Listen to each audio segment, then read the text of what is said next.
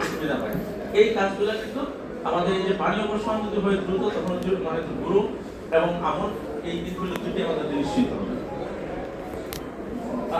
বন্যার একটা হিসাব এখানে দেওয়া আছে, এটা আসলে গোয়েন্দাট উপজেলার। আমি হচ্ছে গোয়েন্দাট উপজেলায় ছিলাম, সেখানে 10 বছরে আমি একটা হিসাব করেছিলাম যে কতবার বন্যা হয়েছে, এবং সেখানে আমি হচ্ছে 10 বার বন্যা রেকর্ড করেছিলাম, এবং সেখানের মধ্যে প্রায় 10,000 কোটি টাকা ক্ষয়ক্ষতি হয়েছিল, 10,000 কোটি টাকা একটা উপজেলায়। তো এই এই যে বন্যায় ক্ষয়ক্ষতি হয়, এইটার কারণে আমি যখন ওখানে উপজেলা এগ্রিকালচার অফিসার ছিলাম, তখন এই বন্যা ক্ষয়ক্ষতি থেকে তখন আমাদের উপজেলা চেয়ারম্যান ছিলেন আব্দুল হাকিম চৌধুরী। তো উনি আমাকে বললেন যে এটা কি সমাধান। তাই বললাম যে একটা বীজ আছে যেটা হচ্ছে পানির মধ্যে হচ্ছে বড় হতে পারে, মানে এটা হচ্ছে 2,51 এবং 52।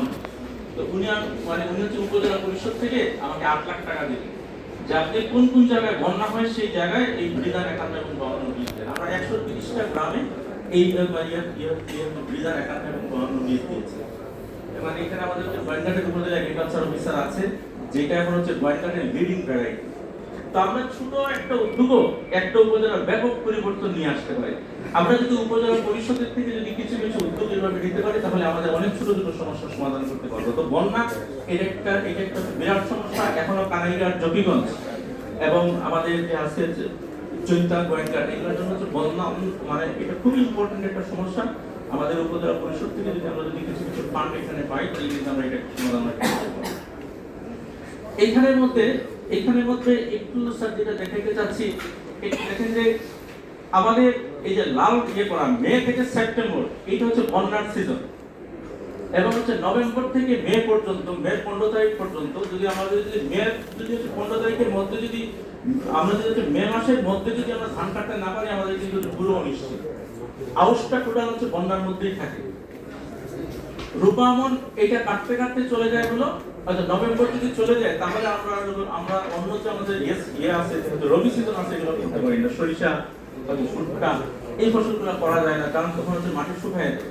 এবং দেখেন এই যে নভেম্বর মাসে একই সাথে আমাদের থাকে 3টা ফসল, আমাদের থাকে বোরো, আমন এবং রবি ফসল। এখন আমাদের কৃষক যিনি, উনি কিন্তু এখন হয়ে গেছে শৌখিন কৃষক। তার হয়তো মানে আমাদের সম্পূর্ণ গ্রামে একটা মাত্র মেশিন, এই 15 দিনের মধ্যে ওই একজনে চাষ করে দিতে পারে না। এখন একজন যদি কৃষক বলে আমাকে একটা হলো যেখানে পাওয়ার টিলার দেন বা ট্রাক্টর দেন, উনি সিজন পেতে যাচ্ছে 15 দিন পরে, এর মধ্যে মাটি মানে ফেটে শুকায় এটা ময়েশ্চার চলে যায়। এটা অত্যন্ত বড় সমস্যা। আমরা যদি এই অঞ্চলের কৃষিকে আগাইতে চাই, তাহলে আমাদের কত কিছু যন্ত্র দিতে হবে যাতে আমরা কুইকলি আমরা এই কাজটা করতে পারি। এখানে দেখেন স্যার আরেকটা বিষয়, যে চিটা আমাদের যে বুড়ো ধান চিটা হয়ে যায়, তারপর হচ্ছে বন্যায় নষ্ট হয়ে যায়, এটা খুবই একটা হিসাবের বিষয়। একদিন যদি আমাদের যদি হচ্ছে 10 দিন এদিক সেদিকের, আমাদের সম্পূর্ণ পুরো নষ্ট হয়ে যেতে পারে। আমাদের সারা বাংলাদেশের কৃষক যেই ধরনের ইয়ের মধ্যে থাকে না, রিক্সে থাকে না, আমাদের সিলেটের কৃষকরা অত্যন্ত রিক্সের মধ্যে থাকে এবং খুবই ক্যালকুলেশন মানে খুবই একটা ক্যালকুলেশনের মধ্যে থাকতে হয়। এখানে দেখা যাচ্ছে যে আমরা যদি হচ্ছে 15 নভেম্বর, আমরা যদি নভেম্বরের যে আছে 15 তারিখের পরে যদি আমরা বীজ বপন করি, তাহলে আমাদের বৈশাখী ঢোলের মধ্যে আমাদের ধান পড়ার সম্ভাবনা আছে। কিন্তু তখন দেখা যায় অনেক ক্ষেত্রে আমাদের জমি উন্মুক্ত হয় না, পানি নামে না।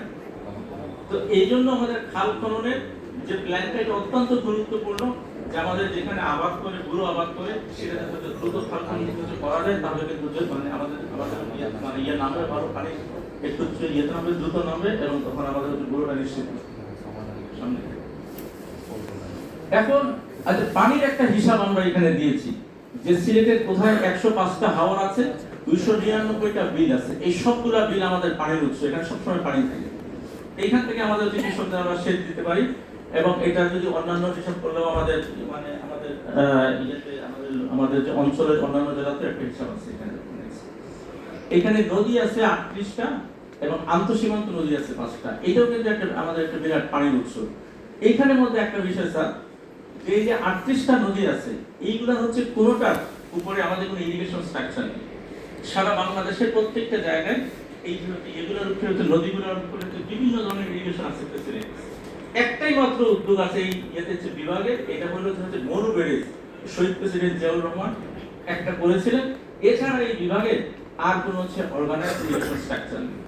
আমরা চাচ্ছি স্যার সিলেটে আমরা যাতে একটা উদ্যোগ নিতে পারি, এখানে পানি উন্নয়ন বোর্ড বা বিএডিসি অথবা এলজিডি যদি একটা উদ্যোগ নেয়, তাহলে আমাদের এখানে একটা ইরিগেশন, আমাদের কিন্তু অনেকগুলো নদী খুবই প্রবাহমান নদী আছে, এইখানের মধ্যে আমরা দেখবো একটা বড় উদ্যোগ নিতে পারি। আরেকটা বড় উদ্যোগ নেওয়া হয়েছিল, এটা নিয়েছিল আমাদের যে পানি উন্নয়ন বোর্ড।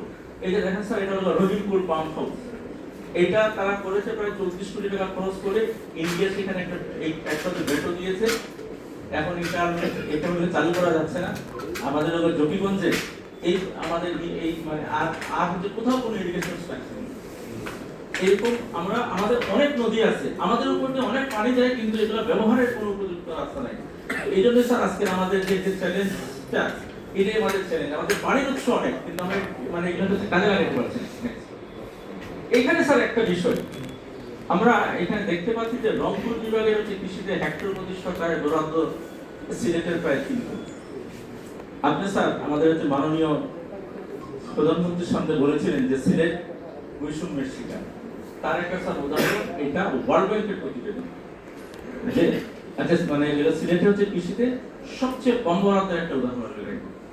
তো আমরা স্যার আশা করি যে এখানে দেখেন ময়মনসিংহ বিভাগের সাথে সিলেটের বিভাগের একটা তুলনা দিয়ে আমাদের যে সেচের স্ট্রাকচার কতটা কম স্যার, এখানে এই ইয়ার থেকে দেখতে পাবেন যে গভীর নলকূপ আমাদের যে ময়মনসিংহ বিভাগে আছে 4000, আর আমাদের এখানে আছে 167, মানে 187টা।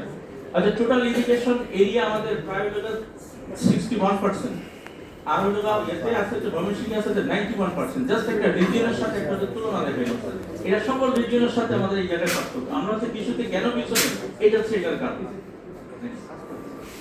আরেকটা একটা হচ্ছে বড় সমস্যা সিলেটের, আচ্ছা মাটি সারা বাংলাদেশ থেকে ভিন্ন, এটা হচ্ছে অ্যাসিডিক মাটি, প্রায় 80% আচ্ছা মাটি হলো এখানে অ্যাসিডিক। এই পর্যন্ত সিলেটের যতগুলো প্রকল্প হয়েছে, কোনো প্রকল্প এইটাকে